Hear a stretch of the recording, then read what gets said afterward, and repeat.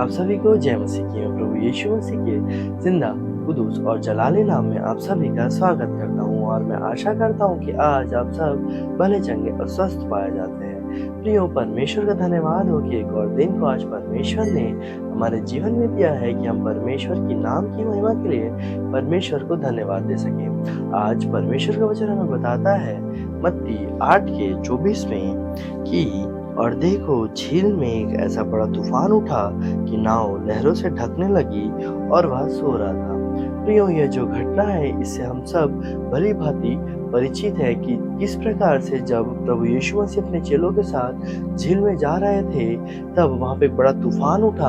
और उसी समय पर प्रभु यीशु मसीह उस तूफान के बीच में सो रहे थे। लेकिन उनके जो चेले थे वे इस तूफान को देखकर घबरा गए थे।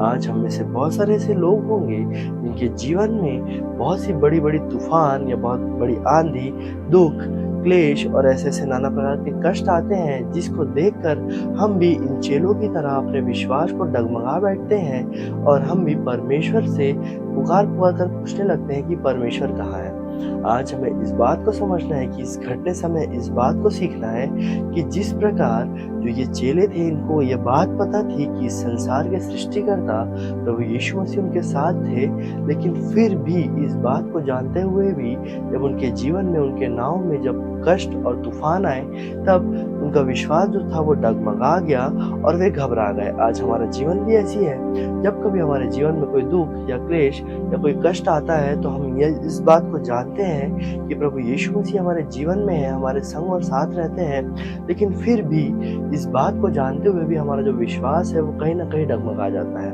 आज हमें इस बात को समझना है कि जिस प्रकार प्रभु यीशु मसीह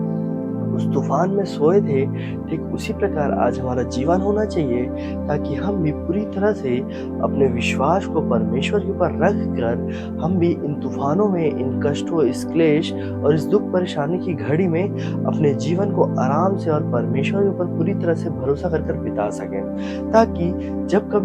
जब परमेश्वर प्रभु यीशु मसीह ने जो हमसे वायदा किया कि वो न कभी हमें छोड़ेंगे और न कभी हमें त्यागेंगे, इस वचन के द्वारा